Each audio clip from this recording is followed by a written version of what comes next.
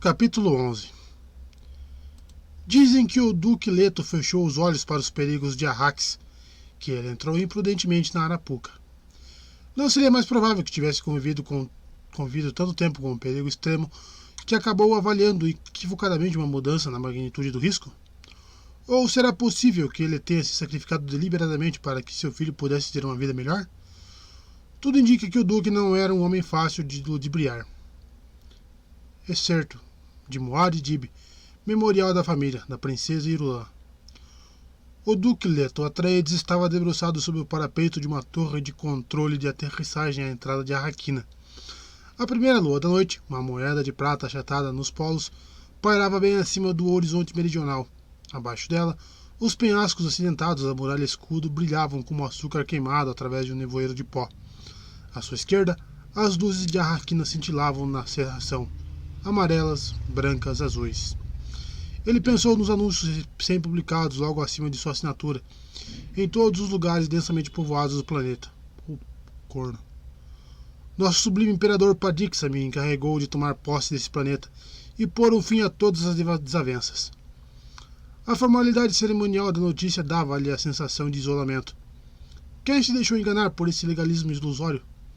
Não os Fremen, com certeza, nem as casas menores que controlavam o comércio interno de Arrax e pertenciam aos Harkonnen, praticamente até o último homem. Tentaram tirar a vida de meu filho. Era difícil suprimir a raiva. Ele viu as luzes de um veículo em movimento se dirigirem para o campo de pouso vindos de Arraquina. Torceu para que fosse o transporte de tropas que trazia Paul. A demora era exasperadora, apesar de ele saber que se devia à cautela do lugar-tenente de Hawat. Tentaram tirar a vida de meu filho. Chacoalhou a cabeça para expulsar os pensamentos zangados. Voltou a olhar para o campo, onde 5 de suas próprias fragatas estavam estacionadas ao longo do perímetro, feito sentinelas monolíticas. Melhor uma demora cautelosa do que... O oficial era bom, ele se lembrou. Um homem indicado para a promoção, completamente leal. Nosso sublime imperador Padixa. Ah, se o povo daquela cidade fortificada e decadente pudesse ver a nota particular do imperador sobre seu nobre duque. As alusões desdenhosas a homens e mulheres cobertos por véus. Mas que outra coisa se pode esperar de bárbaros cujo sonho mais caro é viver fora da segurança organizada dos Falfreluches? Parecia ao duque que, naquele momento, seu sonho mais caro era pôr fim a todas as distinções de classe e nunca mais pensar na hierarquia fatal. Ergueu os olhos, afastando-os da poeira para contemplar as estrelas imóveis, e pensou: ao redor de uma daquelas luzinhas gira Caladan, mas eu nunca mais verei minha pátria. A saudade de Caladan foi uma pontada repentina em seu peito. Sentiu que não via de dentro dele, e sim de Caladan. Não conseguia se obrigar a chamar de pátria aquele deserto seco de Arrax, e duvidava que um dia o fizesse. Tenho de disfarçar meus sentimentos, ele pensou. Pelo bem do menino. Se é para ele ter uma pátria, será aqui. Posso pensar em Arrax como um inferno ao qual cheguei antes da morte, mas ele terá de encontrar aqui sua inspiração. Tem de haver alguma coisa. Foi varrido por uma onda de autopiedade imediatamente desprezada e rejeitada, e por alguma razão ele se viu relembrando 2 versos de um poema que Gurney Halleck repetia com frequência. Meus pulmões provam o ar do tempo que já atravessou cascatas de areia. Bem, Gurney encontraria bastante cascatas de areia por ali, o Duque pensou. Os ermos centrais, para além daqueles penhascos que o lugar açucarava, eram desertos.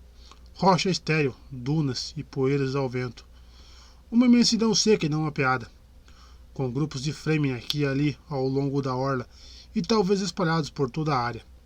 Se havia algo capaz de comprar um futuro para a linhagem dos Atreides, esse algo talvez fosse os Fremen.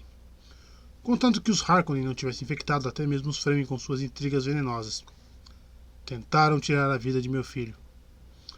Um rangido metálico e alto fez a torre toda vibrar e balançou o parapeito sobre os braços dele. Os anteparos blindados caíram diante dele, bloqueando a vista. A nave auxiliar está chegando, ele pensou. Hora de descer e trabalhar. Virou-se para a escada atrás dele. Dirigiu-se para a grande sala de reuniões, tentando se manter calmo na descida, preparando seu rosto para o encontro que logo se daria. Tentaram tirar a vida de meu filho. Os homens já estavam entrando, vindos do campo, quando ele chegou à sala do teto amarelo e abobadado. Carregavam nos ombros suas mochilas espaciais, berravam e faziam barulho como estudantes de volta das férias. Ei, sentiu isso debaixo dos pés? É gravidade, cara. Quantos Gs tem esse lugar? Parece forte. Exato 9 décimos de um G. O fogo cruzado de palavras tomou a sala. Dê uma boa olhada nesse buraco durante a descida. Cadê todo o saque que devia estar aqui? Os Harkonnen levaram tudo. Eu quero uma chuveirada quente e uma cama macia. Você não tá sabendo, idiota? Não tem chuveiro aqui embaixo. Tem que esfregar a bunda com areia. Ei, calado! O Duque. O Duque saiu da boca da escadaria e entrou numa sala subitamente silenciosa. Gurney Halleck caminhava à frente do grupo com a mochila num dos ombros e o braço de seu basilete de 9 cordas na outra mão. Eram mãos de dedos compridos e polegares grandes, capazes de movimentos diminutos que arrancavam a música delicadíssima do instrumento. O Duque observou que Halleck, admirando o homem feio e gordo, reparando nos olhos como caco de vidros com seu brilho de inteligência selvagem. Ali estava um homem que vivia fora das falfreluches, apesar de obedecer a todos os preceitos. Como é que Paul tinha o chamado? Gurney o Corajoso? Os cabelos finos e louros de Halleck pendiam de um lado e de outro de sua calva estéril. A boca grande se contorcia num sorriso escarninho e divertido, e a cicatriz da chicotada de cipós tinta em sua mandíbula parecia ter vida própria. Todo o seu aspecto indicava uma competência informal e resoluta. Ele se aproximou do Duque e fez uma reverência. Gurney, Leto disse. Milord. Com o basilete ele fez um gesto na direção dos homens na sala. São os últimos. Preferia ter vindo na primeira leva, mas... Ainda sobraram alguns Harkonnen para você, o Duque disse. Venha comigo, Gurney, para podermos conversar. É só mandar, milord. Eles foram para um recesso ao lado de uma máquina de água automática, enquanto os homens se inquietavam na sala grande.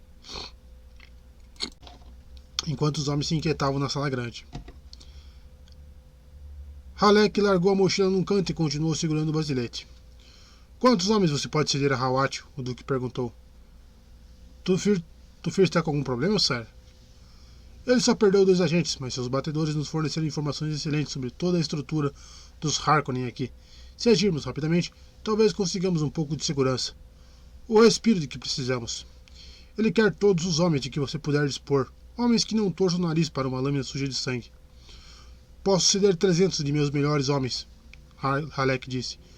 Para onde devo mandá-los? Para o portão principal. Hawat tem um agente posicionado lá esperando para levá-los. Devo cuidar disso agora mesmo, Sir? Daqui a pouco. Temos um outro problema. O comandante do campo irá segurar a nave auxiliar aqui até o amanhecer, ou sob algum pretexto. O paquete da guilda que nos trouxe está para seguir viagem, e a nave auxiliar deve fazer contato com um cargueiro que irá subir um carregamento de especiaria. Nossa especiaria, milord? Nossa especiaria. Mas a nave auxiliar também transportará alguns caçadores de especiaria do antigo regime. Eles decidiram partir com a mudança de sucerania, e o juiz da transição irá permitir. São trabalhadores valiosos, Gurney, cerca de 800 deles. Antes de a nave partir, você tem de convencer esses homens a se juntarem a nós. Com que força devo convencê-los, Sire? Quero cooperação voluntária, Gurney. Esses homens têm a experiência e os talentos de que precisamos. O fato de estarem de partida indica que não são parte da máquina dos Harkonnen. Hawat acredita que pode haver algumas maçãs podres no grupo, mas ele enxerga assassinos em qualquer sombra. Tufir já descobriu sombras muito produtivas nesta vida, milord. E outras ele não encontrou, mas acho que infiltrar agentes nessa turma que está de partida será criativo demais para os Harkonnen. Talvez, Sire. Onde estão esses homens? No nível mais baixo, numa sala de espera. Sugiro que desça até lá e toque 1 ou 2 canções para amaciá-los. Depois aumente a pressão. Pode oferecer cargos de autoridade àqueles que se qualificarem. Oferece um aumento de 20% em relação aos salários que recebiam dos Harkonnen. Só isso, Sire? Sei que os Harkonnen pagavam pouco e, para os homens com o dinheiro da indenização nos bolsos e a vontade de viajar... Bem, Sire, 20% dificilmente pareceria um incentivo apropriado para ficar. Então Leto falou com impaciência. Então faça o que achar melhor em casos particulares. Só não se esqueça que o erário não é infinito. Fique nos 20% sempre que puder. Precisamos particularmente de condutores de especiaria, monitores climáticos, doneiros, qualquer um que tenha experiência no deserto aberto. Entendido, Sire.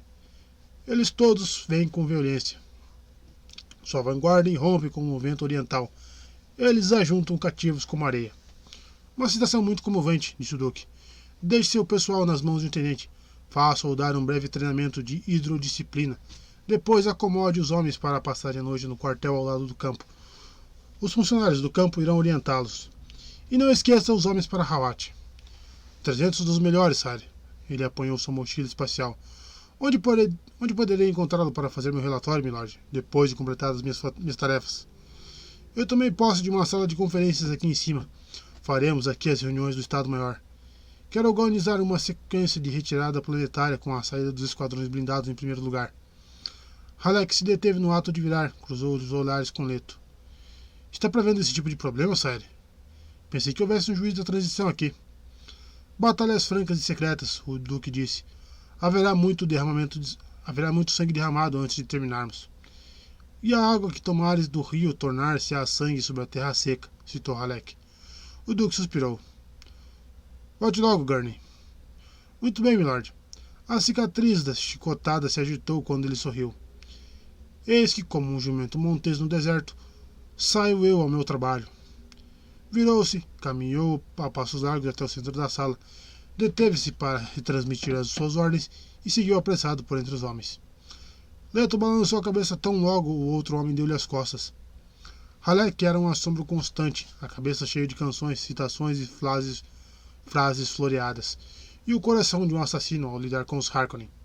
Sem demora, Leto traçou uma rota tranquila em diagonal até o elevador, respondendo às continências com um aceno despreocupado da mão. Ele reconheceu um homem do departamento de propaganda e deteve-se para dar a ele uma mensagem que poderia ser retransmitida aos homens pelos canais devidos. Aqueles que haviam trazido suas mulheres gostariam de saber que elas estavam em segurança e onde poderiam ser encontradas. Os outros iriam querer saber que a população ali parecia ter mais mulheres que homens.